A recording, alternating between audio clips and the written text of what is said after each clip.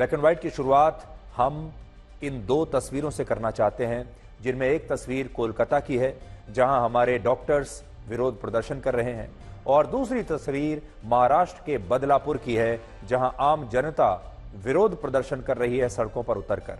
और ये दोनों विरोध प्रदर्शन एक ही मुद्दे को लेकर हो रहे हैं, और वो है लड़कियों का यौन शोषण। यानी कोलकाता से बदलापुर तक कुछ नहीं बदला है, कहानी एक ही है, मुद्दा एक ही है, गुस्सा एक ही है, नाइंसाफी भी बिल्कुल एक जैसी है। बदलापुर के एक स्कूल में सिर्फ 4 साल की 2 बच्चों के साथ ऐसी घिनौनी हरकत हुई कि आज वहां हजारों लोगों की भीड़ ने एक रेलवे स्टेशन को ही बंधक बना लिया। इन तमाम लोगों का आरोप है कि उन्हें इस मामले में एफआईआर दर्ज कराने के लिए 12 घंटे तक पुलिस स्टेशन में बैठा कर रखा गया, और पुलिस ने पीड़ित परिवारों के साथ ऐसा सलूक किया जैसे उन्होंने ही कोई अपराध किया हो। और यह हमारे देश में हर राज्य की हर पुलिस स्टेशन की लगभग यही कहानी है, और इसी का बदला लेने के लिए आज ये हजारों लोग सड़कों पर बदलापुर में उतर आए, और इन क्रोधित लोगों ने महाराष्ट्र के बदलापुर रेलवे स्टेशन को बंधक बना लिया। स्थिति यह हो गई कि पुलिस को इस रेलवे स्टेशन को बंद करवाना पड़ा। और इस सब के बाद जब पुलिस ने इन प्रदर्शनकारियों पर लाठीचार्ज किया तो आम जनता की इस भीड़ ने भी पुलिस पर पत्थर बरसाए और कहा कि भारत में सरकारी व्यवस्था से इंसाफ मांगना आज भी इतना मुश्किल क्यों है। जरा तस्वीरें आप देखते जाइए। आज की जो तस्वीर है यह हमारे लोकतंत्र के बारे में, हमारे देश के बारे में, हमारे देश में जो व्यवस्था चल रही है उसके बारे में बहुत कुछ कहती है। और सोचिए, ये सारे जो लोग हैं ये कोई अलग राज्य की मांग नहीं कर रहे हैं, ये अपने लिए कुछ नहीं मांग रहे हैं, ये इस देश की महिलाओं के लिए इंसाफ मांग रहे हैं।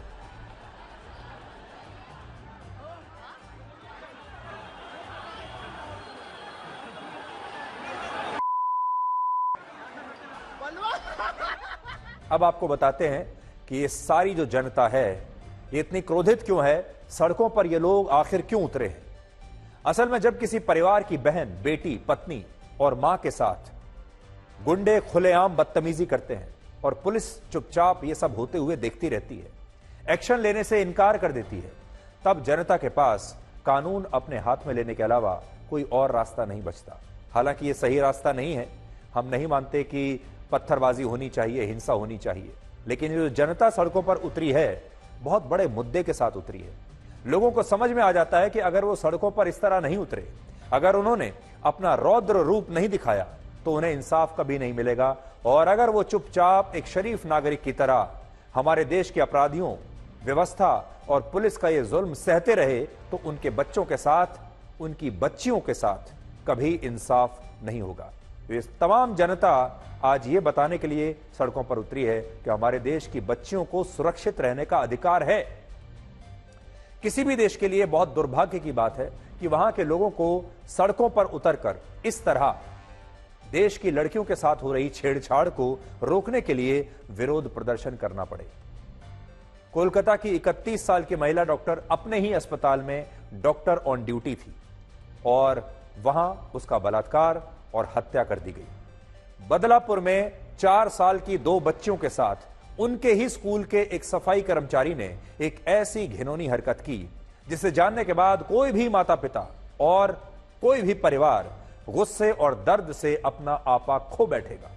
लेकिन इन दोनों ही मामलों में व्यवस्था ने और पुलिस ने पीड़ित परिवारों के साथ इंसाफ नहीं किया, और यही कारण है कि आज बदलापुर में हजारों आम लोग अपना कामकाज छोड़कर अपनी बच्चियों को इंसाफ दिलाने के लिए सड़कों पर उतर आए और उन्होंने सरकार से मांग की कि अगर आरोपी को अगले 24 घंटे में बीच चौराहे पर फांसी नहीं दी गई तो वो बहुत बड़ा आंदोलन करेंगे और सड़कों को अपना घर बना लेंगे।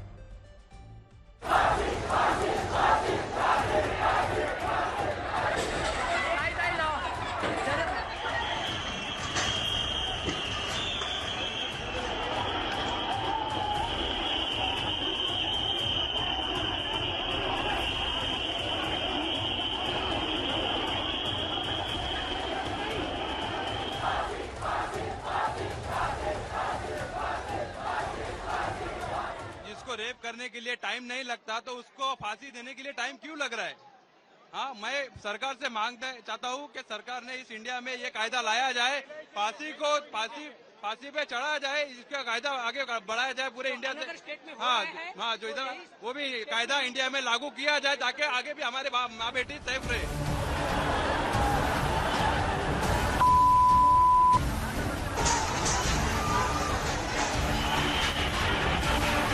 पॉलिटिशियन के बच्चे लोग, क्या हीरो लोग के बच्चे लोग, उनको तुरंत न्याय देता है। वो 2 दिन में कुछ क्राइम करो, 2 दिन में छूट जाता है। आज आम आदमी तो वो सड़क पे उतर के आया है, जिसको न्याय मिल रहा नहीं है अभी तक। आज कितना सुबह से 2-3 बजने को आया, अभी इसको न्याय मिला नहीं। और दूसरा पॉलिटिशियन रहता है, वीआईपी आदमी रहता है, उसको तुरंत न्याय देते सरकार, तो ना आम आदमी को क्यों नहीं। आज जो छोटे बच्चे के ऊपर वो लैंगिक अत्याचार हुआ है, उसको न्याय तुरंत मिलना मांगता है। और हमारी एक ही मांगनी है, वो आदमी को फांसी मिलना मांगता है।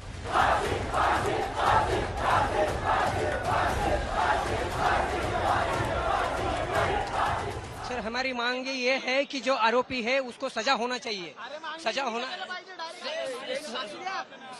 होना चाहिए, गुनहगारी को सजा होना है, उसको फांसी देना चाहिए। हमारा यही मतलब है कि जो गुनहगारी को सजा नहीं होगा तो बार बार ऐसा अल्पवयीन लड़कियों का बलात्कार हो जाए। अगर वो रेलवे की वजह से बीमार है, उसको खाना नहीं मिल रहा हो, तो मैं जवाबदारी ले रहा हूँ। कोई आए तो आगे आए, नहीं है तो हम मर रहे हैं तो मरने दो, लेकिन we want justice, we want justice, we want justice. Bharat Mata की जय, भारत माता की डॉक्टर बाबा साहेब अम्बेडकर की जय, डॉक्टर बाबा साहेब आंबेडकर की जय। या केसमधील आरोपीला फाशी होण्यासाठी आपण सर्वतोपरी प्रयत्न करून याची खात्री करत आहोत। या केसमध्ये फाशी होण्यासाठी आपल्याला ही केस भारतीय कोर्टामध्ये चालवावी लागेल।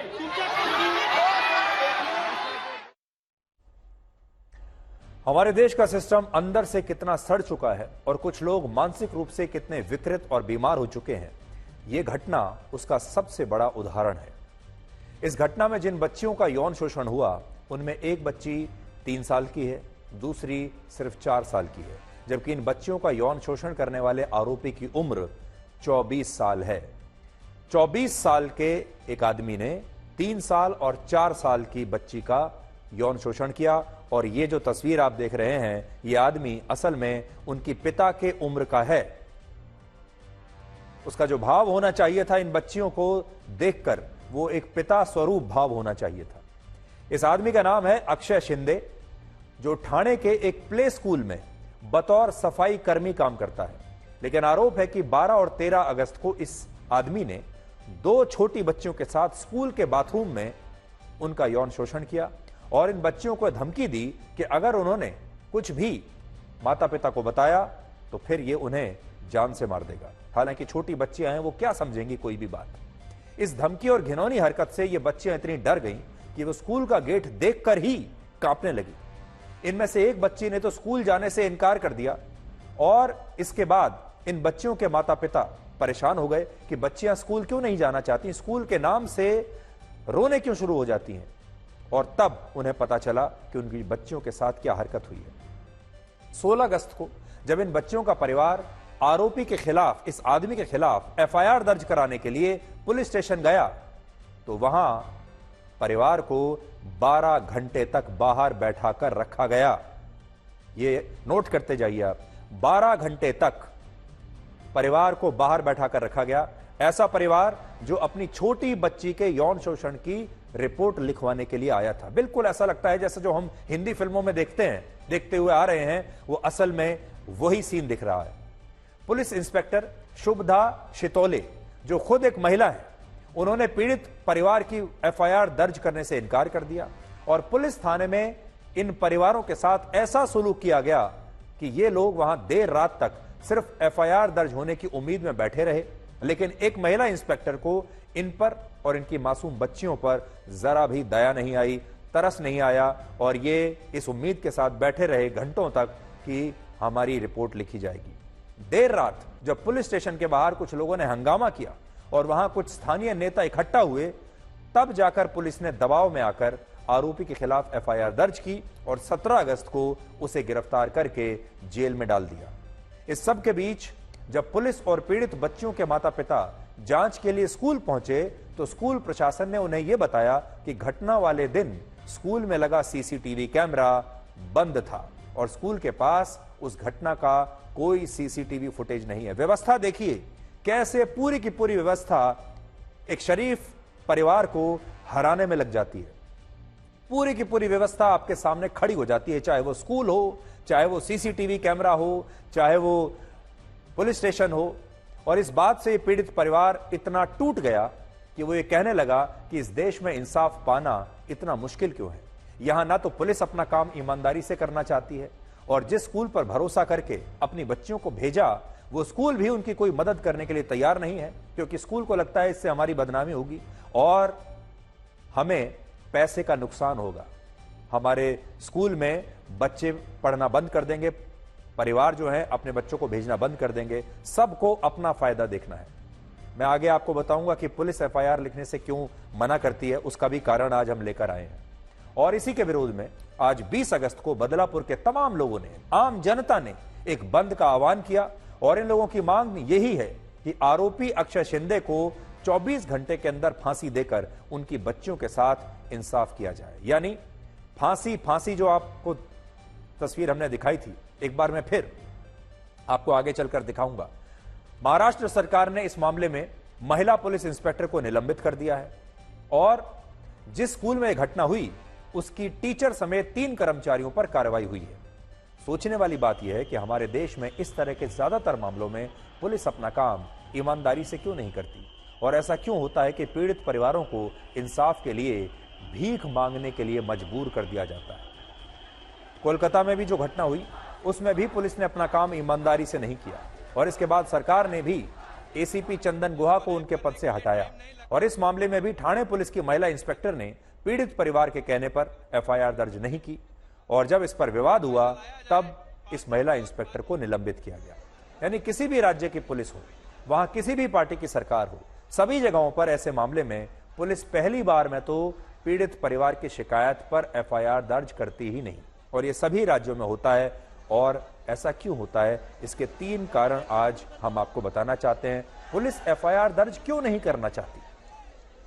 पहला कारण ये, जब कोई एफआईआर दर्ज होती है तो पुलिस को उस मामले में पहले लंबी तहकीकात करनी पड़ती है, फिर उस पर कार्रवाई करनी पड़ती है और इससे उसका काम काफी बढ़ जाता है। और इसी से बचने के लिए पुलिस की पहली कोशिश ये होती है कि उस मामले को बिना एफआईआर के ही शांत करवा दिया जाए।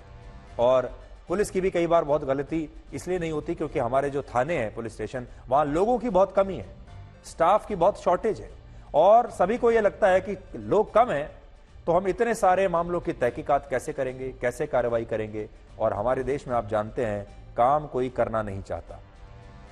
दूसरा तो ये काम चोरी का एक मामला है। जब कोई एफआईआर दर्ज होती है तो वो मुकदमा उस पुलिस स्टेशन के लिए उस पुलिस स्टेशन के सबसे बड़े अधिकारी के रिकॉर्ड में जुड़ जाता है और जब ऐसे मामलों में पीड़ित परिवारों को न्याय नहीं मिलता तो वो मुकदमे पुलिस वालों के लिए उनकी नाकामी बन जाते हैं, जो उनके करियर में, उनके प्रमोशन के दौरान बड़ी रुकावट बनते हैं। इसलिए जब भी जो एफआईआर आती है वो हर पुलिस स्टेशन के सबसे बड़े अधिकारी के करियर में उसके साथ जुड़ जाती है और आप ये समझ लीजिए कि उसका जो करियर है उसके साथ ये एफआईआर भी जुड़ती चली जाती है और अगर ये एफआईआर पर न्याय ना मिले, सजा ना मिले तो फिर ये उनके खिलाफ जाता है। इसलिए जितनी कम एफआईआर उतना कम रिस्क। और तीसरा, पुलिस पर सरकारों का और उनके वरिष्ठ अधिकारियों का यह दबाव भी होता है कि उन्हें अपने जिले और क्षेत्र में यह दिखाना है कि वहां शांति ही शांति है, अपराध नहीं हो रहे हैं, अपराध कम हो रहे हैं, यह दिखाना होता है। और यही कारण है कि जब कोई ऐसी घटना हो भी जाती है तो पुलिस का प्रयास यही होता है कि उस मामले में सीधे एफआईआर ना हो।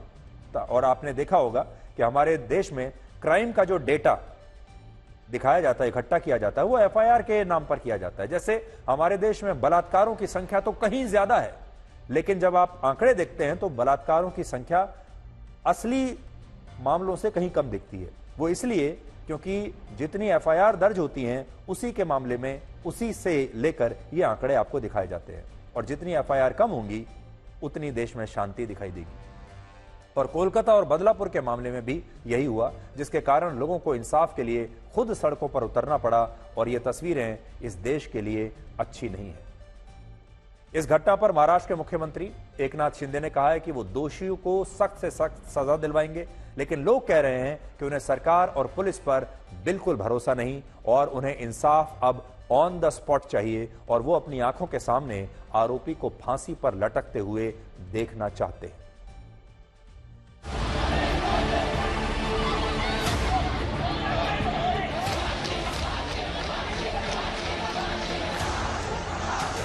आरोपी को सुरक्षा दे रहे हैं, आप आरोपी को खाना खिला रहे हैं और जो पीड़ित लड़की है उसके माँ को उसको उन्होंने स्टेशन पे बिठा कर रखा, उनको देखा नहीं है। उनको किसी छोटी बच्ची पुलिस स्टेशन में सो रही है, उसको बिठा कर रखा, उसको न्याय नहीं दे रहे और जो आरोपी है उसको खाना खिला रहे।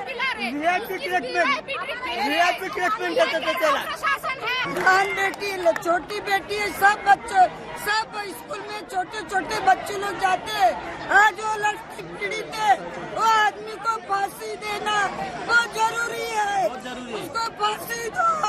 राज्य सरकार ने इस मामले में एक एसआईटी का निर्माण किया है। आईजी लेवल की महिला अधिकारी को एसआईटी का प्रमुख बनाया गया है। हमारा यह प्रयास है कि इस मामले की तुरंत जांच होकर और चार्जशीट भी जाए और फास्ट ट्रैक कोर्ट में इसको हम चलाने की कोशिश करेंगे ताकि जो पीड़िता है उनको एक प्रकार से उसमें न्याय मिल पाए। इसको कुल मिला के 13.5 साल की सजा हो सकती है।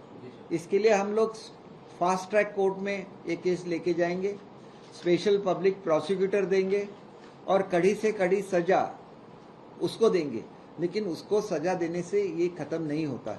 हमने पूरी मशीनरी एक्टिवेट कर दी है, हमारी स्कूल एजुकेशन की पूरी मशीनरी एक्टिवेट हो गई है, हमारी होम डिपार्टमेंट की सब मशीनरी एक्टिवेट हो चुकी है ताकि आगे चल के ऐसा इंसिडेंस नहीं हो। केस चालून मग ती फास्ट ट्रॅक म्हणा किंवा काही म्हणा, आपल्याला अनुभव आहे की गेल्या काही वर्षांपूर्वी दिल्लीमध्ये निर्भया कांड झालं होतं। निर्भयाचे सगळे आरोपी पकडले, गुन्हे साबित झाले, पण किती वर्षांनी त्यांना फाशी दिलं गेलं। तूर्त मी एवढंच म्हणेन की अशा घटनेचं राजकारण न करता, जसं आता हाथरस उन्नाव, त्याच्यानंतर राजस्थानमध्ये काय घडलं, आता बदलापूरमध्ये घडलं। ये देखो, सिर्फ योजना रख के बहन लाडली नहीं हो सकती।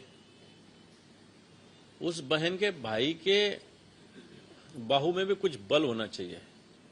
तो ऐसी सरकार का जो कोई क्रिमिनल उन पे धाक ही नहीं है और इसके वजह से इस प्रकार जो घटना हो रही है, क्योंकि जो लॉ एंड ऑर्डर का जो धाक रहना चाहिए, जो कंट्रोल रहना चाहिए, वो महाराष्ट्र में रहा नहीं है।